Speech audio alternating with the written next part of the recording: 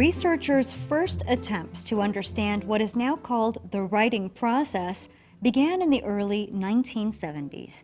Now a key concept in the teaching of writing and in the research of composition studies, process scholars were instrumental in shifting the focus of teachers' attention from students' written products to students' writing processes. This provides the foundational strength of writing by design.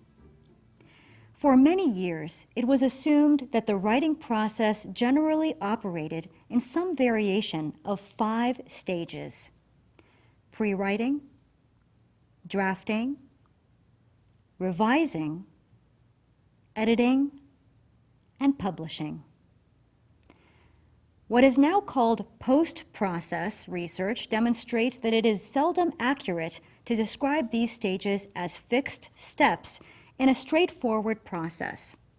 Rather, they are more accurately conceptualized as overlapping parts of a complex whole or parts of a recursive process that are repeated multiple times throughout the writing process.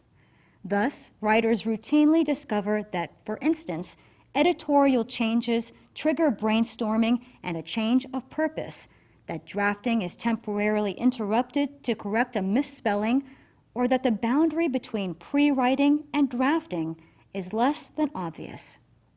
Here is the writing process for writing by design. Comprised of 12 to 15 lessons, each writing by design unit guides the entire writing process.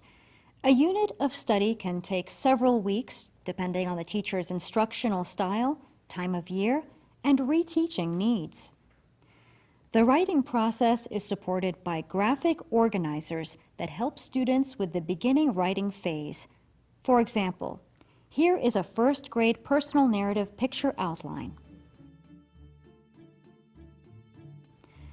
Revision is a process distinct from editing and, as such, needs to be explicitly taught.